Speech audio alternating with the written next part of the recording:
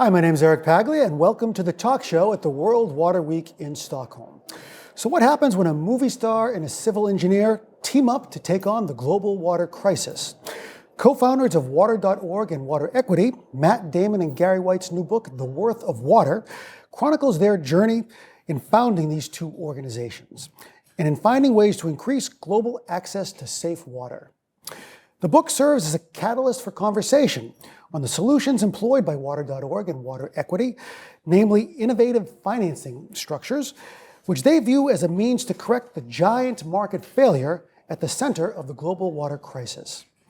I'm joined here by three water and sustainability experts to discuss this crisis and to find out how their companies are working independently and collectively to address it.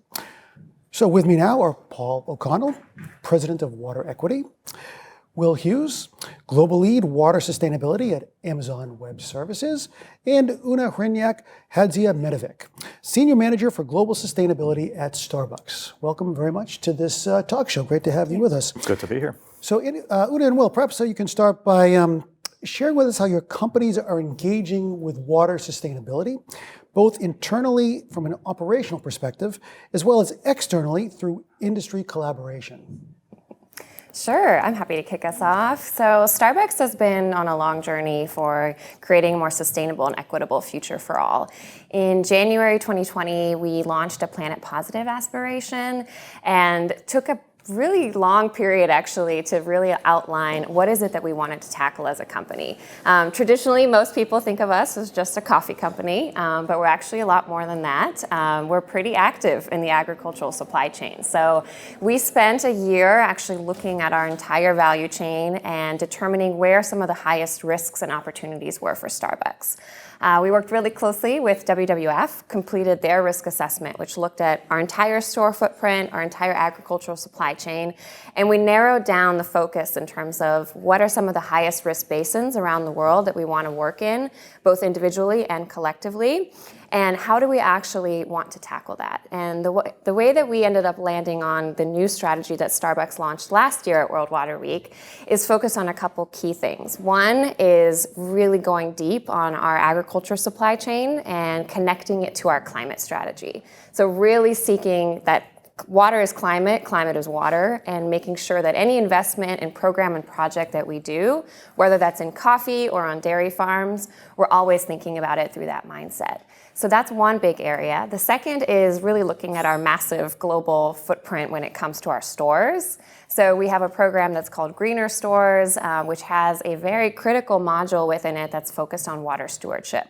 So we can now actually take the data and information that we have from WWF and say a store in this area is most likely going to be, in the next 5 to 10 years, facing massive issues related to drought. What are the things that we want to now invest in, whether it's equipment, irrigation, or support for the store infrastructure that can prepare that store to be the most efficient it can possibly be?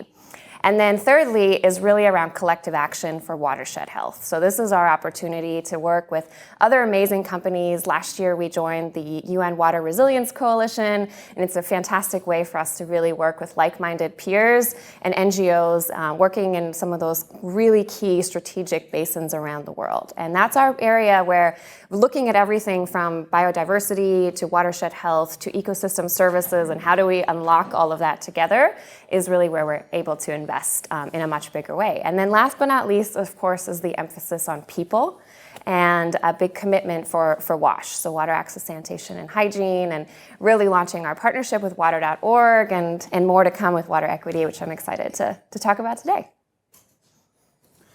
So Amazon Web Services, for those who don't know, is the part of Amazon that we originally started as an e-commerce company, as many people know it, Amazon, and started to build data centers to host that part of the business, and realized we were really good at that. And so we started offering as a service to other customers. And so Amazon Web Services is that part of the business. Water, we intersect with water in particular in cooling of data centers, and we use water as a way to help reduce the energy consumption that we need within the data centers. And so by using water in limited quantities, we can help reduce the amount of power, help meet our climate and renewable energy goals more easily.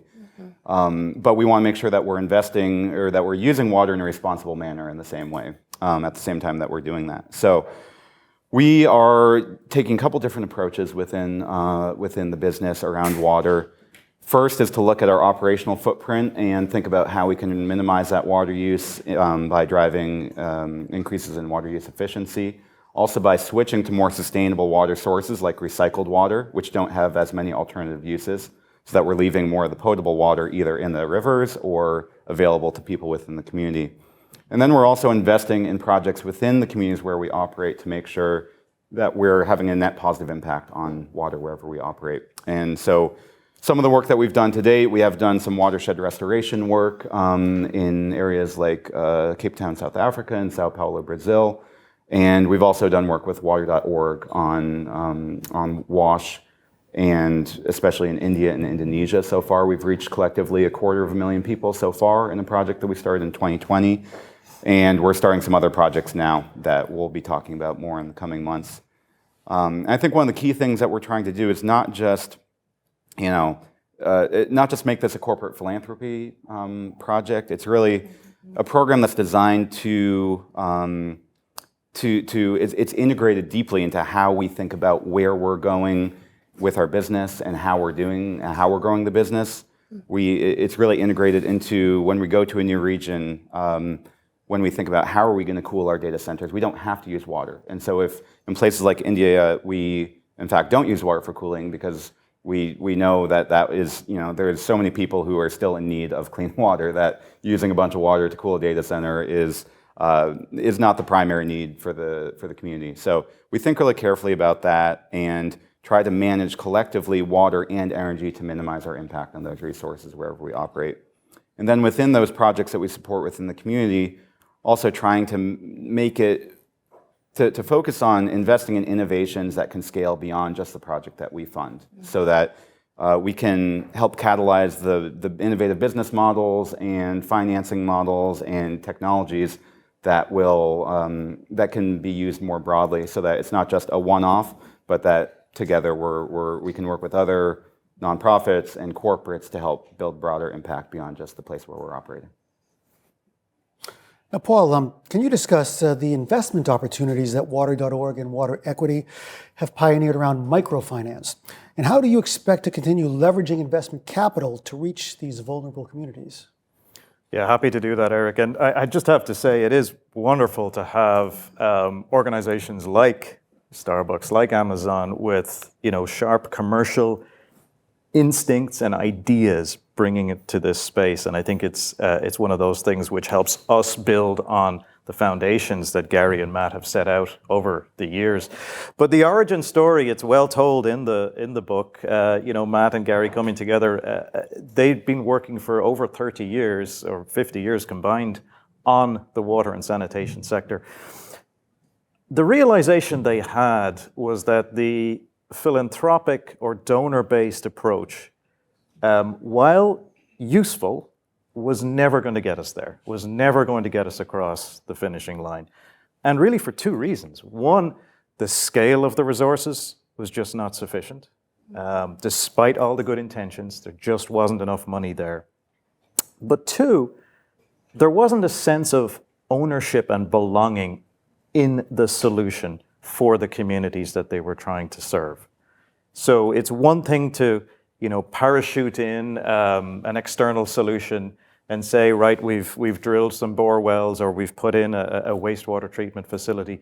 But if there's no local ownership and stakeholding in that, its prospects are dim. And they saw that happen time and time again. So the insight effectively that Matt and Gary had, and again, thinking back to, trying to think in a more creative way about a solution, was to recognize that the solution lies in the opportunity costs that people are paying for water. So if you're walking 10 hours a week, 20 hours a week, 30 hours a week to get water, that's time that's gone.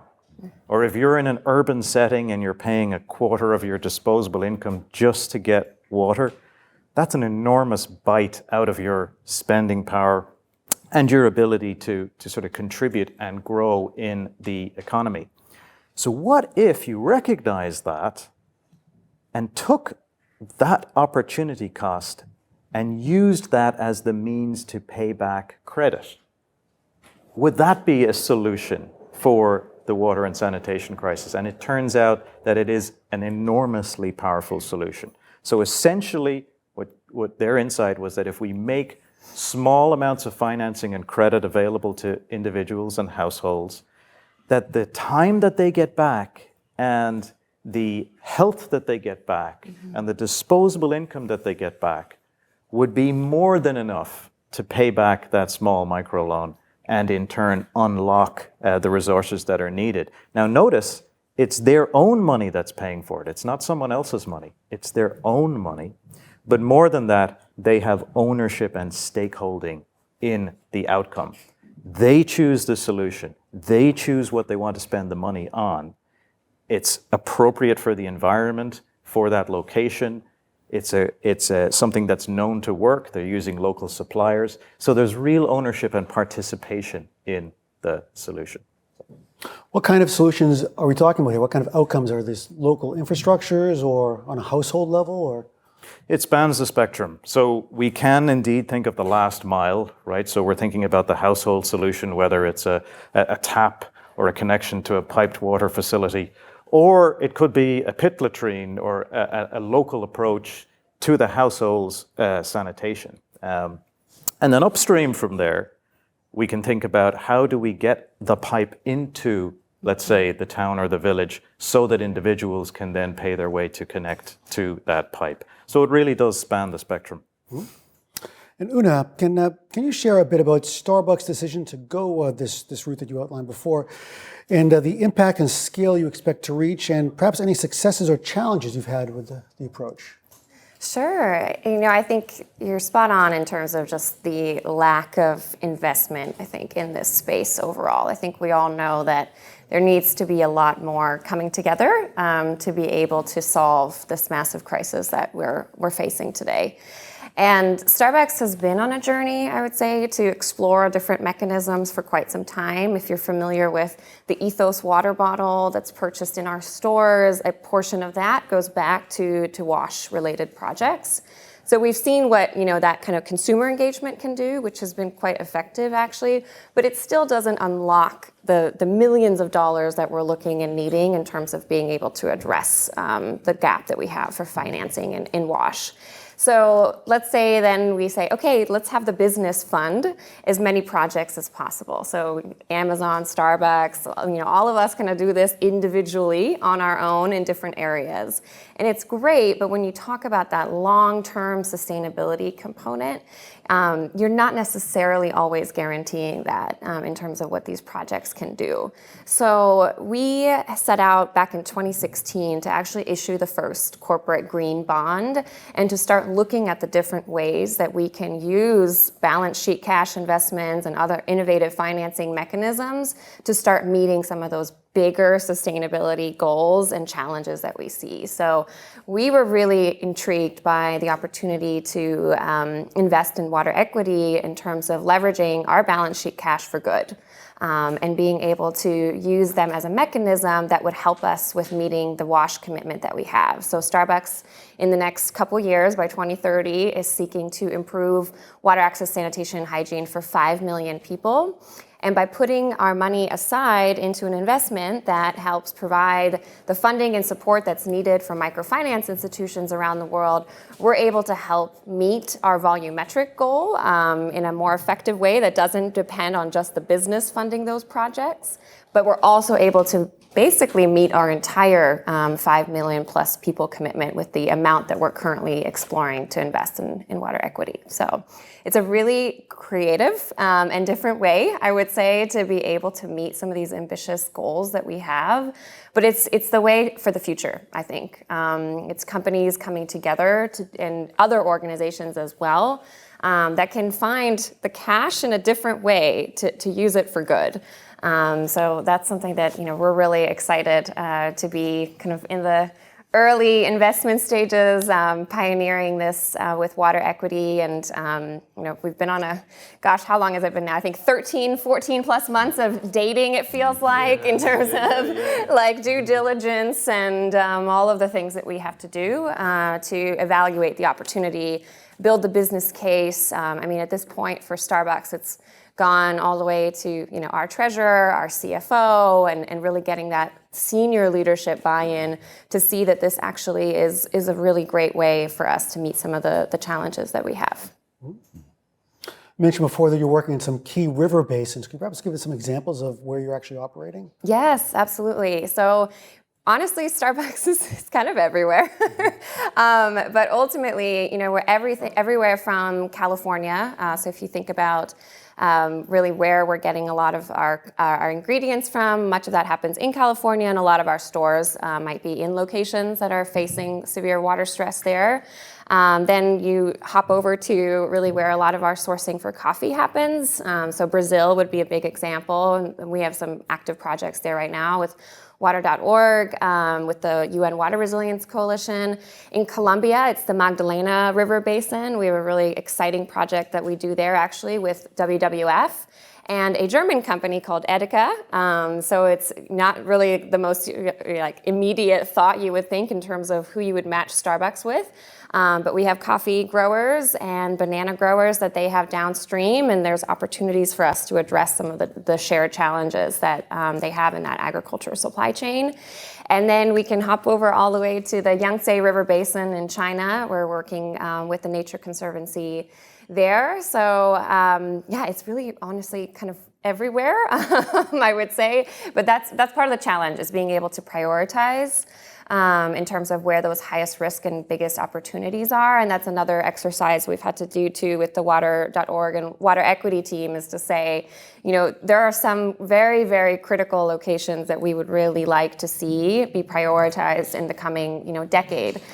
Just given that we know the severity isn't, it's not equal everywhere, and the resources are not equal either. So, identifying opportunities in countries like Ethiopia, for example, where we're currently exploring something with WaterAid, there might be an opportunity to fund more projects there because they might not be getting that funding to date. So really starting to just explore and prioritize together where we think some of those bigger opportunities lie. Now, Will, if I can ask you a slightly technical question, there's been some discussion here in Sweden and also in France, I believe, about as climate change progresses and the water becomes warmer, there's some concern about the cooling ability of water for nuclear power stations. I'm wondering if that's something that Amazon is thinking about in terms of their data centers as well. Well, it's a different application. We use water for cooling in different ways than you would in a power plant, for example. But the most common, I won't get too far into the details, but for the most part, we use an evaporative cooling design, which is really simple, very water efficient. Basically, there's a media next to the servers, and you drip water onto it, and then as it evaporates, it pulls the heat out. So that can continue to function, and I think the key there is that it's an incredibly water efficient design. There are other ways of cooling that other companies use more frequently that are much more water intensive. So I think over time, Europe is right now, there's been a whole process thinking about, okay, what does it mean? What kind of goals should we put out there for data centers around water efficiency? And there are going to be some changes and some new regulations around how we use water.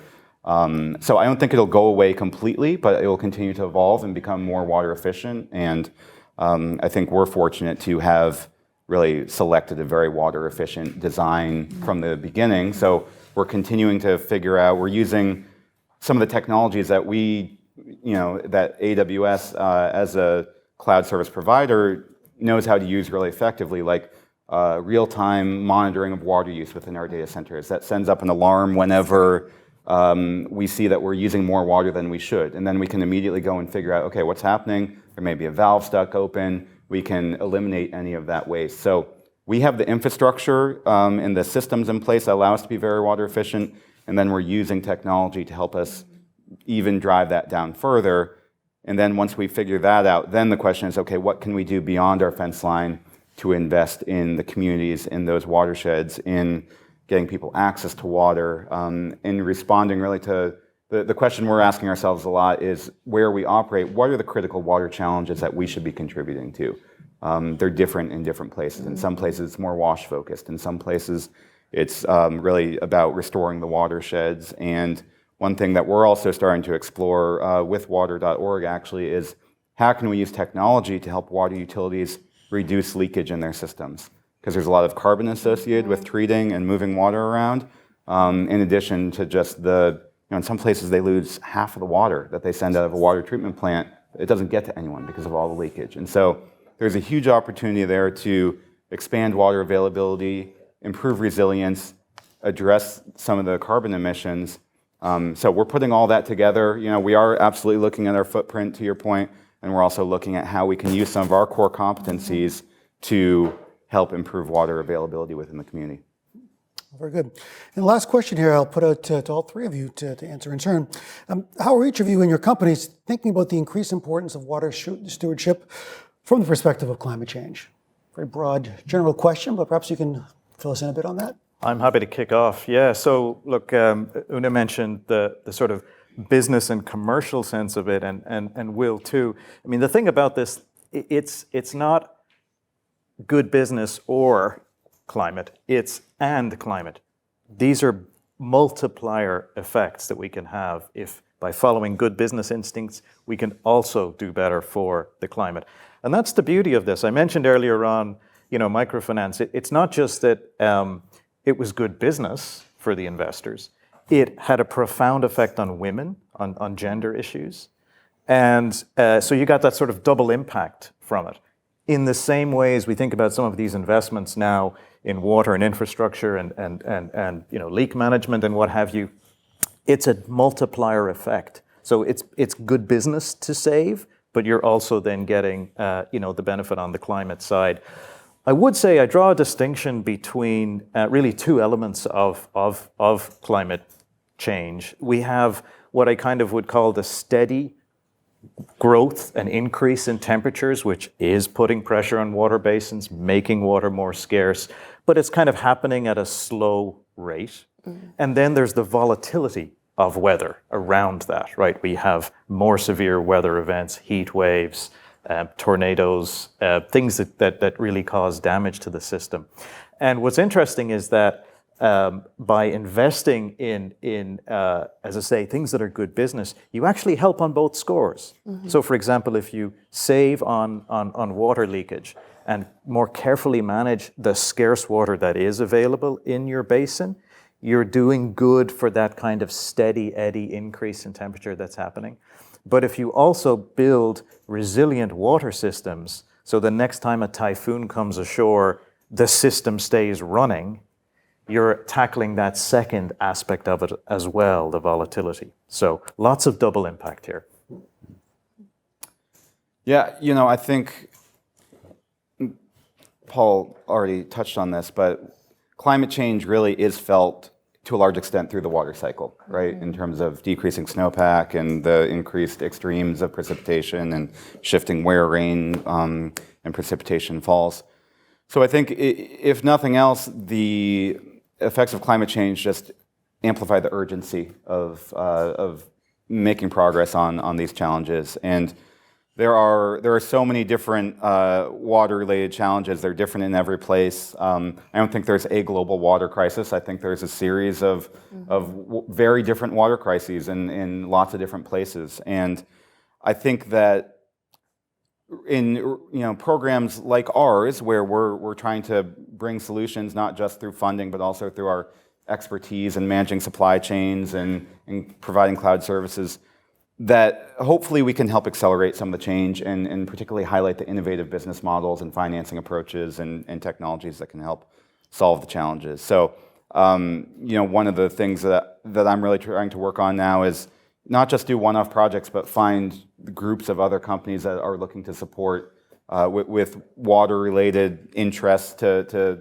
help address challenges where maybe in the past governments haven't been able to solve a problem just through regulation or just through whatever program they have in place, and that maybe we can help. We have a particular and I think really valuable type of capital, which is it doesn't have a lot of strings attached, and you can, if we're just directly funding one project through like a grant funding, I think we're missing a lot of the opportunity, which is, as Starbucks is doing, using the capital that we have to leverage that and drive broader change with the resources that we have available and the expertise that we can bring to the table. So I think climate change raises the stakes, but also raises the opportunity for us to help drive the key innovations that are going to solve these challenges. Great. Yeah, I think maybe just one other aspect to add to all of this is who's feeling the impacts of climate change the most. And at the end of the day, I mean, our hearts are with us, I think, for everybody this week in Pakistan and other parts of the world that are already seeing the extremes unfold every single day. And so for Starbucks, it's really looking at the coffee farmer and other farmers in our supply chain, ultimately, that make it possible for all of us to enjoy our favorite cappuccino or cold brew.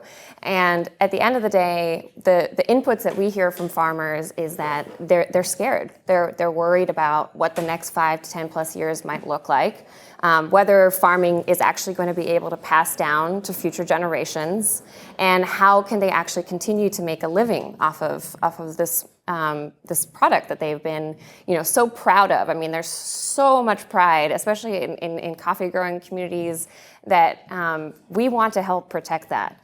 And so another aspect, I think, of the work that we do is Starbucks actually has its own R&D center in Costa Rica. And so we have kind of the top agronomists around the world that come and they work at that center. And they're starting to think about how do you create, for example, climate resilient varietals of coffee. And we're donating 100 million of those climate resilient varietals of trees to farmers all around the world, whether they source to Starbucks or not. We're offering those. And we're also offering open source information around climate and water smart agriculture practices. So any farmer can come and access that information, whether that's for Starbucks or not. And similarly speaking, we've then launched what we call farmer support centers around the world. So we've got about 10 of those in some of the core coffee growing communities where farmers can come and start to share what those challenges are. And many of them are related to climate with an inner kind of change connection to water. And we use that input to then be able to feed it back to, what is it that we need to prioritize moving forward. And we've taken a lot of those learnings from coffee and are now starting to apply that to dairy as well. So when we originally set out on our water, stewardship journey, we were so hyper-focused on dairy from a greenhouse gas perspective that we were actually missing that there's going to be a huge unlock from a water perspective too. Investing in better manure management practices means improvements on water quality, also on a greenhouse gas perspective. So we're really now going through our full portfolio and saying if it was a project that was only climate related originally, what are the water co-benefits and others that we can start to seek and improve the project? I mean, we're all learning every day and challenging ourselves, I think, to look in a more interconnected way around these issues and starting to really do that within our supply chain moving forward. Well, thank you all for sharing these really interesting perspectives on water sustainability and how to improve access to safe water. And best of luck with the book that I'm sure is available up on Amazon. So, and read it over a cup of coffee from Starbucks. There you go. Thanks for joining me. And thank you for joining this session of the talk show. Stay tuned for more sessions throughout the World Water Week.